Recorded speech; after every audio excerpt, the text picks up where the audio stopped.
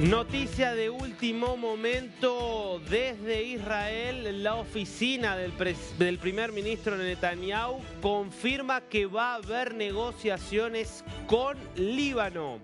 Esto lo cuenta primero el periodista Barak Ravid de Axios, con presencia en Israel y con mucha información de Israel y de Líbano, pero estamos hablando de una declaración ya confirmada del primer ministro Netanyahu, que dice: a la luz de los repetidos requerimientos de parte del Líbano de abrir una negociación directa con Israel, ayer instruí el comienzo de negociaciones directas con Líbano lo antes posible.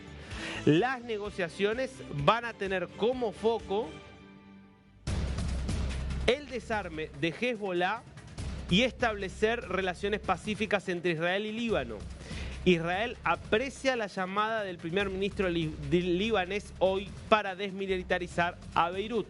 Y agrega Barak Ravid, insisto, periodista de la agencia Axios, con presencia en Jerusalén y en los Estados Unidos, que la declaración de Netanyahu viene después de llamadas telefónicas que mantuvo ayer el primer ministro de Israel con el presidente Trump y con el enviado de la Casa Blanca, que es Steve Witkoff.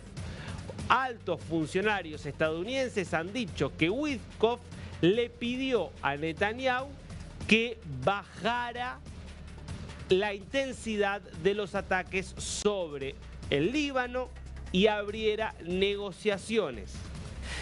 Esta te diría que es la noticia más importante del día. Una noticia que en Israel está causando, ya te anticipo, un ruido gigantesco. Porque lo que estamos viendo es que, ¿cómo abrimos hoy el programa?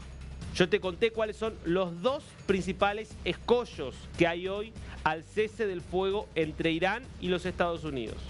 El primero y principal de esos dos escollos es la continuidad de la guerra de Israel contra Hezbollah en territorio libanés, con Irán diciendo: nosotros nos plantamos acá. Te mostré los comunicados de Galibaf, que es el presidente del Parlamento iraní, diciendo: es condición sine qua non para que nos sentemos a negociar que haya un cese del fuego también en Líbano.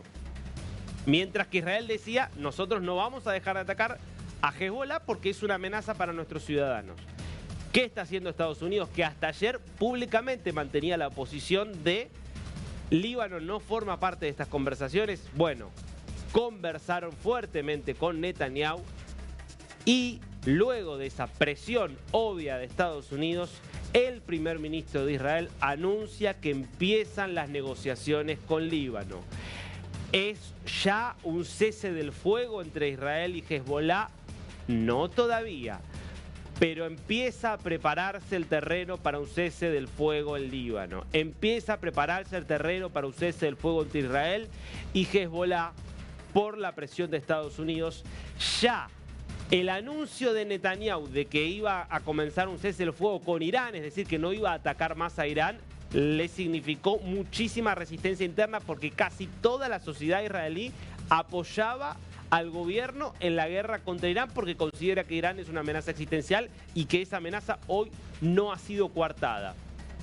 Entonces, plantear ahora que ni siquiera va a continuar Israel con su campaña contra Hezbollah, que apuntaba justamente a disolver la amenaza de Hezbollah y permitir, por ejemplo, el avance de los terroristas de Hezbollah sobre el sur del Líbano, y por lo tanto impedir que los ciudadanos israelíes puedan volver a habitar los pueblos ubicados muy cerquita de la frontera con el Líbano, que ni siquiera pueda darse eso, marcaría otro golpe para Israel y, hay que decirlo, otra victoria para Irán. Porque Irán estaría logrando no solo la supervivencia del régimen, no solo mantener el control del estrecho de Hormuz, sino que también estaría logrando salvarle el pellejo al principal grupo terrorista que tiene, que controla, que maneja, que es el grupo terrorista Hezbollah, noticia muy fuerte esta que se está conociendo por estas horas y que vale la pena seguirla de cerca. Yéndonos a Europa, donde se venía pidiendo con mucha fuerza que Israel firmara un cese del fuego, dictara un cese del fuego en Líbano. Así que quiero ir ya mismo, como cada jueves, al encuentro de nuestros compañeros de la Deutsche Welle desde Berlín. Es como siempre un placer para mí saludar a Juliana González. ¿Cómo estás, Juliana?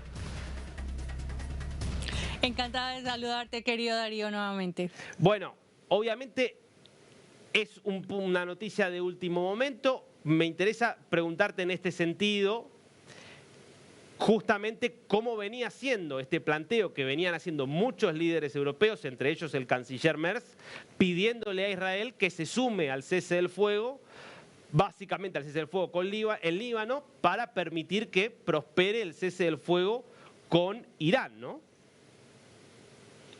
Así es, Darío. Ese cese del fuego entre Estados Unidos e Irán se veía ya de una manera bastante crítica. Digamos que aquí se recibió con alivio, pero al mismo tiempo con la incertidumbre de qué tan sostenible sería.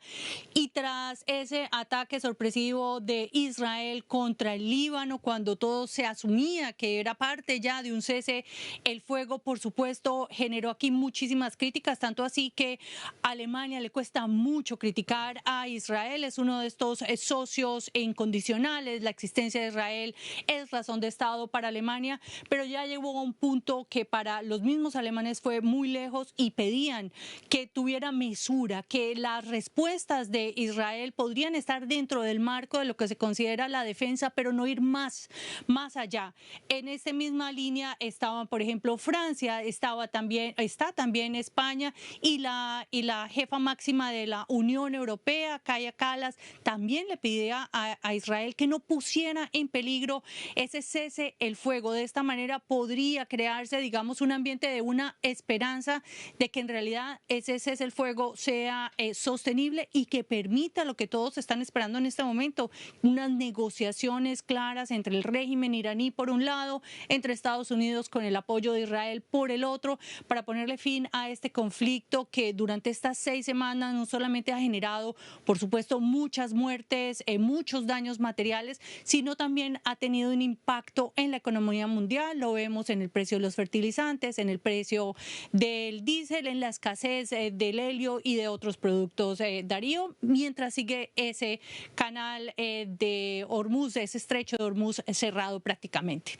¿Cómo se ve, más allá de, obviamente, lo que es esta noticia en desarrollo, respecto de lo que pueda pasar en el frente de Israel y Hezbollah y Líbano, y cómo eso puede impactar, obviamente, en la totalidad del cese del fuego y lo que se discutirá en Islamabad desde el sábado, perdón? ¿Cómo se ve, más o menos, el balance de la guerra, asumiendo que efectivamente este cese del fuego se sostenga y se convierta en el final, digamos, de la guerra? La conclusión es que Irán es más fuerte que antes, que Estados Unidos se impuso y prevaleció. ¿Cuál es la lectura que se está haciendo desde Europa?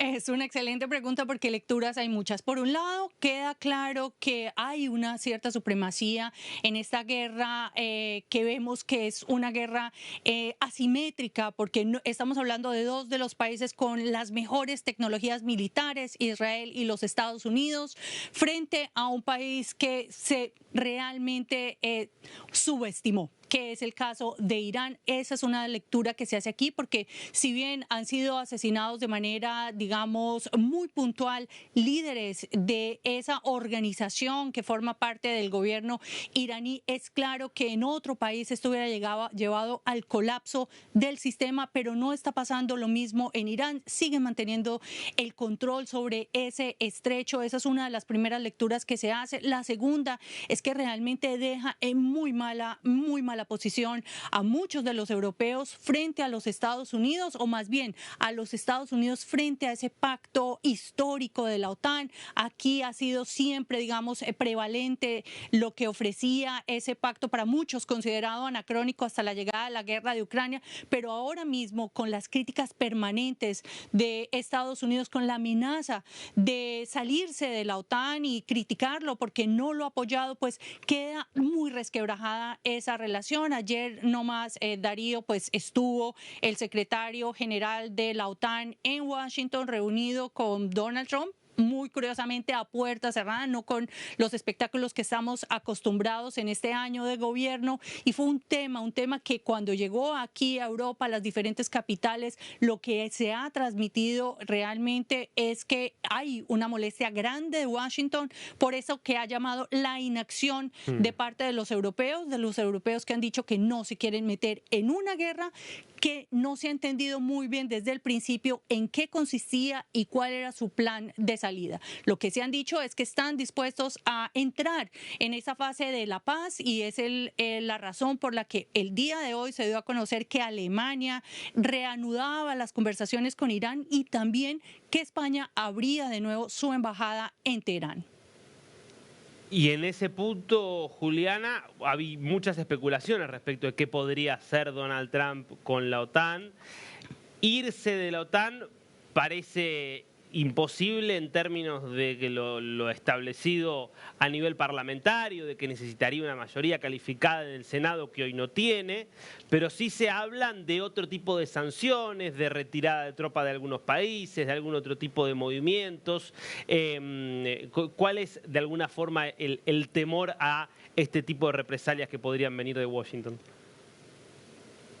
Bueno, por un lado, el secretario general Mark Rutte dijo que todos los países europeos han estado colaborando en la medida de sus posibilidades, siempre con los Estados Unidos, a diferencia, por supuesto, de usar las bases militares para atacar desde ellas o repostar los aviones que van a atacar, por ejemplo, a Irán. Pero aparte de eso, han cumplido con sus metas, con el 2% unos, otros tratando de alcanzar ese 5%, razón por la cual no debería morirse esa alianza. Tú bien lo dices, está ese tema de lo difícil que resulta para Estados Unidos como país salirse por esa cuestión legal de cómo debe ser definida esa salida, pero por el otro lado está también que en términos generales, Estados Unidos necesita a la OTAN mucho más de lo que quisiera Donald Trump, pero para los europeos es realmente un momento en el que se esperan 3 años caóticos. Acordémonos, Darío, cómo empezó este año. Empezó con el tema de Groenlandia, un tema que sacudió a los europeos, que los ha hecho replantearse aún más todo ese sistema de la defensa. Y muchos especulan aquí o dicen abiertamente que ha hecho más daño este año de Donald Trump a la OTAN que los 4 años de la guerra de Putin contra Ucrania. Así que estamos en un momento bastante sensible donde Mark Rutte va a tener que hacer un gran despliegue de toda su capacidad diplomática para hablar con letra clara y buen pulso, pero sin ofender al mandatario estadounidense, de manera que esa alianza pueda mantenerse y pueda reconocerse que más allá de la circunstancia actual con el tema de Irán sigue siendo una alianza importante.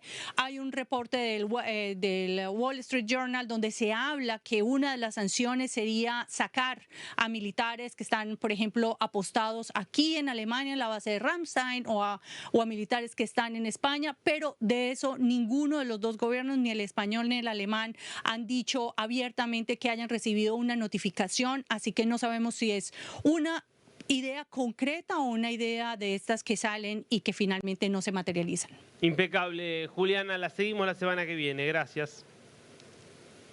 Así será, cuídate mucho, hasta la próxima.